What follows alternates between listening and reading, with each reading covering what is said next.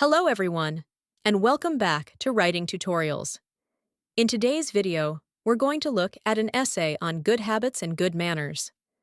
An essay on good habits or good manners is basically about how our daily behavior, small routines, and the way we treat people shape our character. It's a moral and practical topic, often given to students in schools, and it teaches us values that we can carry for life. So in this session, I'll read the essay for you, but I'll also explain each part in detail.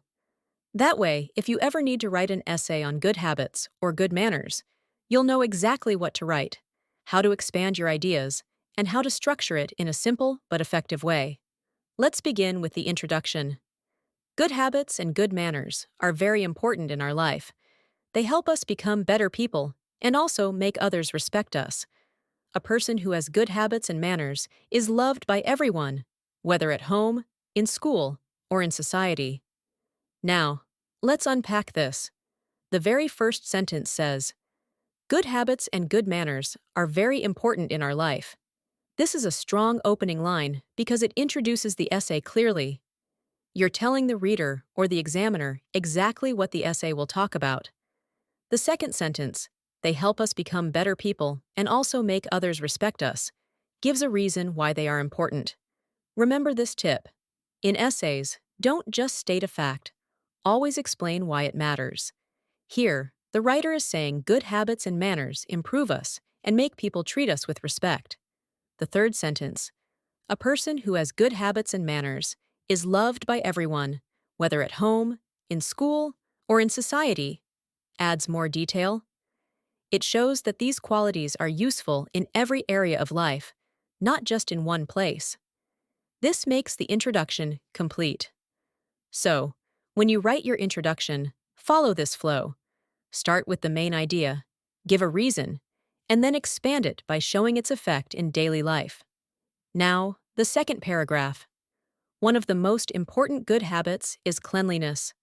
We should brush our teeth twice a day, take a bath regularly, and wear clean clothes.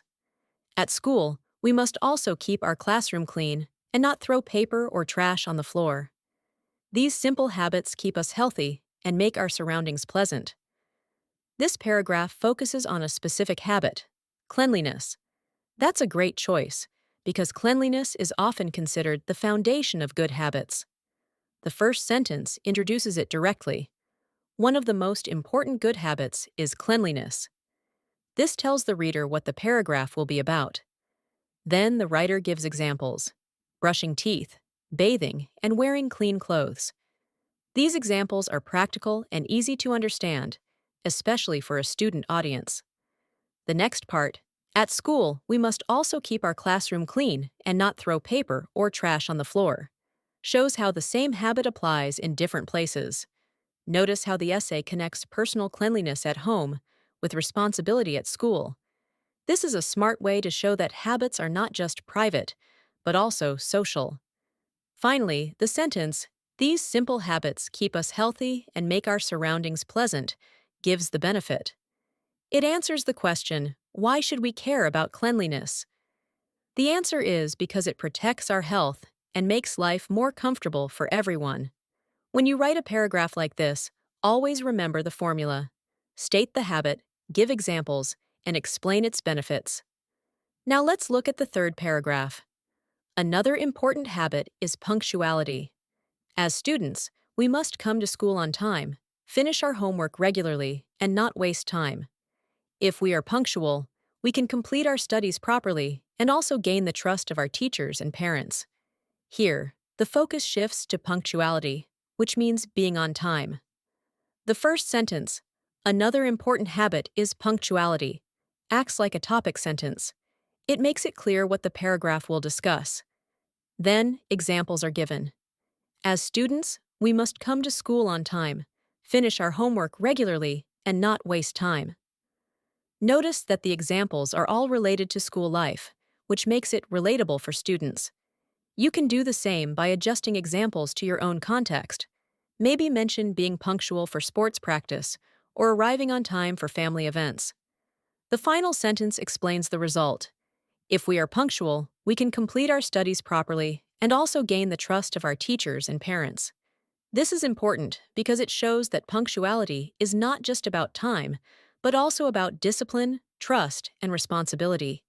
So, in your essay, whenever you introduce a habit, always tie it back to what it gives you in return. Now, the fourth paragraph. Good manners are also part of our daily life. For example, we should always say please and thank you when we talk to others. We should greet our teachers politely, respect our elders, and be kind to younger ones. Even small things, like holding the door for someone or sharing our lunch with a friend, show good manners. This paragraph focuses on manners, not just habits. That's a smart shift because manners are about how we treat others. The first sentence, good manners are also part of our daily life, makes the connection. Then the essay gives examples of polite words, saying please and thank you.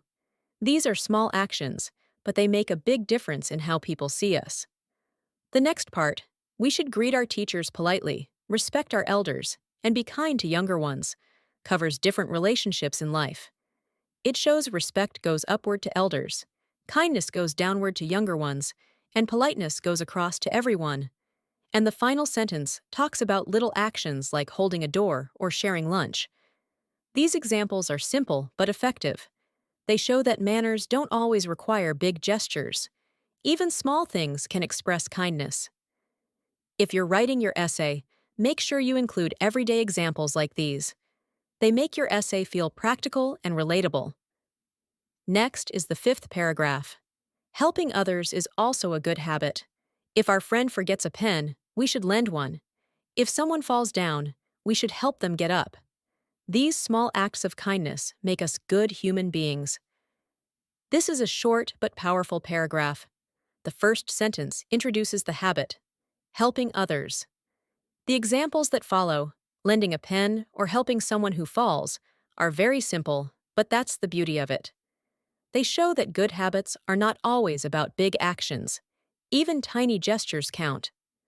The last sentence, these small acts of kindness make us good human beings, explains the effect. It connects actions to character. So again, remember the rule. State the habit, give examples, and explain the result. Now, the sixth paragraph. Obeying parents and teachers is another very important good habit. They guide us and want the best for us. Listening to them and following their advice shows our respect and discipline. This paragraph focuses on respect and obedience. The first sentence sets the topic. The second explains why. Because parents and teachers want the best for us. And the last sentence shows the value. Respect and discipline. This is a simple three-sentence paragraph, but it works perfectly. Not every paragraph needs to be long. Sometimes short and clear is better. Finally, the conclusion. In conclusion, good habits and manners make life better for us and for the people around us. They help us stay healthy, happy, and respected. As students, we should practice these habits daily because they will stay with us for our whole life. The first sentence begins with, in conclusion, which signals to the reader that the essay is ending. It summarizes the main idea. Good habits and manners improve life. The second sentence gives the benefits again: health, happiness, and respect. This reinforces the essay's key points. And the final sentence gives advice. Students should practice these habits daily. That's a great way to close because it leaves the reader with a call to action. So, that's the full essay on good habits and good manners, explained in detail. Remember, when you write your essay, always follow this structure. Start with a clear introduction. Pick specific habits or manners, explain them with examples, and show their benefits. End with a conclusion that sums up the message. If you follow this method, you'll always have a well-organized essay. Thank you so much for watching today's video on writing tutorials. If you found this helpful, don't forget to like the video, subscribe for more essay guides, and check out the other videos on the channel. See you in the next one.